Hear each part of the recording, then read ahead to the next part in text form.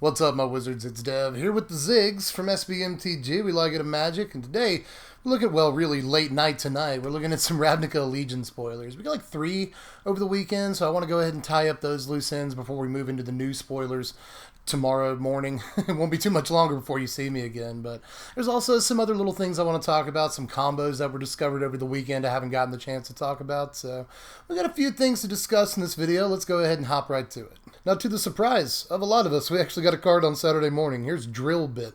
3 mana, 2 and a black for a sorcery. Target player reveals their hand. Choose a non-land card from it. That player discards that card, but it's got Spectacle for just 1 black. Alright, so 3 mana, it's just naturally a coercion, which is pretty bad. But if you dealt damage that turn, it's suddenly a Thoughtseize, so we have to discuss it. The card might actually be good.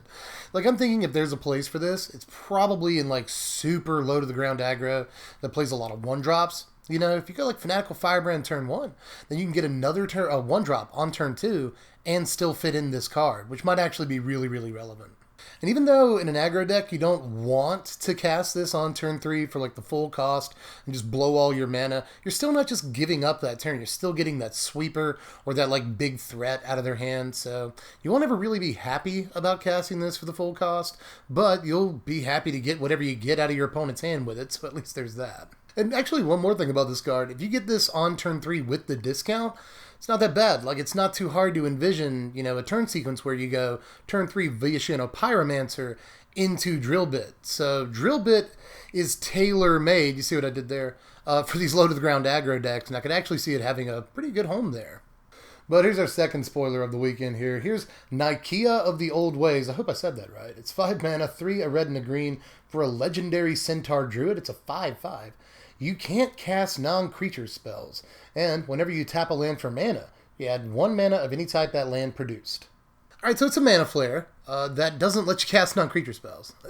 I guess this goes in the deck with Nullhide Ferox. You know, if you're not casting non-creatures anyway, you might as well play this. So there is that. That seems really good. But I'm not really sure that it's standard material. But this does fit some places in standard. You know, you could play something huge like Galta or Aggressive Mammoth or most likely the Big Pig that they showed off the other day. That'd be a really good payoff for this card if you're able to untap with it. So I do like this thing just a little bit, but I think it's probably a more fun commander card than it is, you know, really destined to see any play in standard.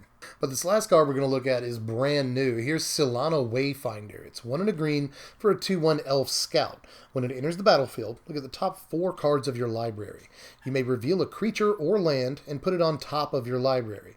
Put the rest on the bottom of your library in a random order.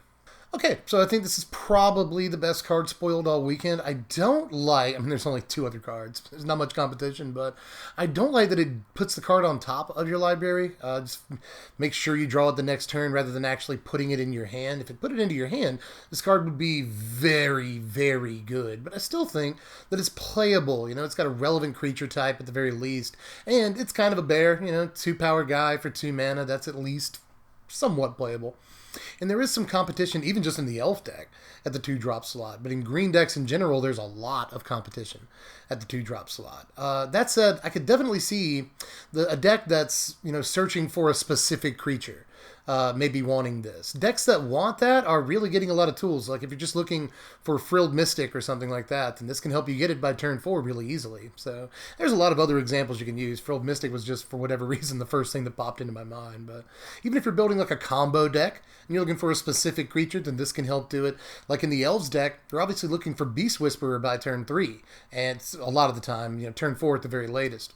If you can't ramp it into play. So this could help you find Whisperer on turn 2. There's a lot of good things to like about a card like this. And it helps you find a land too. So if you're short on lands, this is a near guaranteed 3rd land drop, which could be a huge, huge deal. So yeah, I like an awful lot about this card. And even though I do think it's restricted a bit by the fact that you put it on top of the library, it would have been pretty much too good if I put the card into your hand. That would be way better than like Elvish Visionary, for instance. To the point that it would be too good. So I understand why it puts it on top, but at the same time, I'm not a big fan of the fact that it does that. But I don't think that hinders the card too much. I think that it will probably still see some amount of play one way or the other, just because, like, this ability is insane. When you really boil it down to a 2-mana creature with this kind of enter the battlefield value, that's just good enough to see play no matter which way you slice it. Oh, but wait, there's more. We got actually a fourth card as I sat down to edit this video called Sphinx of New Prov. It's the Azorius, you know, 2 of one color, 2 of another card. It's a 4 mana, 4/3 Sphinx with flying and vigilance, and spells your opponent casts that target it cost 2 more to cast. This, I don't think will break standard, obviously. You know, it's not going to shock the world or anything. I think that Frilled Mystic is probably the best of these cards that we've seen in this cycle for this set. And this one's just okay.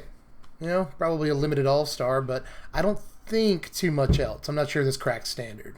I'm going to reserve a little bit of time here at the end of the video just to kind of scream into the void about a couple of other things that we learned this weekend I haven't gotten a chance to talk about. On YouTube at least. Like the first thing I actually rambled on about on Twitter for a while and got like way too excited about, but I've actually still got the same kind of energy level about the card, but Electrodominance is looking better and better to me as time goes on. And since I've already talked again about this a little bit on Twitter, I'm not going to devote too much time to it here, but one really cool thing that I just feel like I need to make sure everybody sees about Electrodominance is how cool it is with the Mirari conjecture. There's a play that just to me looks balls out amazing where you play, you know, X equals 5 for Electrodominance at the end of your opponent's turn, and then you drop Mirari Conjecture as your free spell. And when you get to Chapter 1, you can just immediately return Electrodominance to your hand with Chapter 1 of Conjecture. That looks nuts to me. Like just that in and of itself. And you killed a guy, by the way, or just smacked your opponent for 5 in that interaction too. So you not only got a Conjecture on board and got your Electrodominance back, but you also killed a guy. All at instant speed in a control deck, and that just seems unbelievable. Like too good to be true in a lot of ways. Like Electrodominance already kind of makes, you know, decks like Grixis better than they already were, because now you can play things like Nicol Bolas or Niv-Mizzet at instant speed, and that's just a game changer for decks like that. And even Jeskai can now play Teferi at instant speed. So I really think this card is nutso, but I especially wanted to point out its interactions with Mirari Conjecture, because that's just crazy. But let's move from a pretty easy combo to envision to a much harder combo with a vastly bigger payoff potentially. And that's the High Alert combo. You know, I saw a Reddit user point this out earlier this weekend, that if you have a High Alert and then a Marwyn, that's at least 7 power, and that's a hard ask. That's the hardest thing about the combo. But a 7 power Marwyn and a Llanowar Envoy, then you can go infinite with mana, because you can just tap Marwyn for 7, funnel 4 of that mana into Llanowar Envoy to make blue and white, then spend 2 more mana to untap Marwyn with High Alert. At that point, you've got 1 mana left over, so you can just keep doing this over and over till you get infinite mana. So that seems good, but you got to get Marwyn to 7 power, so that's a pretty high hurdle to get over. But if you can and actually get all 3 of these cards out and something worth casting in your hand, like a Hydroid Krasis or something, you know, or even just a Fireball type spell, that would probably be what you want. Then you can just win the game that way. So that seems like a really fun deck. But again, getting Marwyn to 7 power that's a tough thing to be able to do. But hey, Ziggy, I know. He's been actually like right in front of the microphone staring at me this entire time. I've been paying 0 attention to him. I'm sorry, Ziggy. I'm really excited about these cards. But in any case, actually think I'm done for now. I just wanted to kind of get all my thoughts out there and just yell at the camera for a minute. So I hope you guys enjoyed it. And if you did, like the video, do the YouTube stuff, you know, subscribe to the channel if you want more spoilers. They start up again tomorrow morning. So they're probably out by the time a lot of you are watching this. So I'll be out with those too. Subscribe to the channel, hit the bell for the notifications. Click the link in the description to go to TCG Player and pre-order any of these cards. That's a place you can do that. And it also helps out the channel just when you click the link. So do that for me. Consider donating to the Patreon to help improve the channel and help us grow and all that. Even just $1 really helps. So click the link in the description for that, or go to patreon.com/SBMTG, and then follow me on Twitter at SBMTGDev if you really want to just be all about the channel. That'd be nice. But anyway, I think that's my thoughts for now. I will see you guys tomorrow. I'll catch you cats later. I am Dev from the place. You are just so content right now. And I'll see you later. Thanks for watching, my wizards. Spread love and be kind.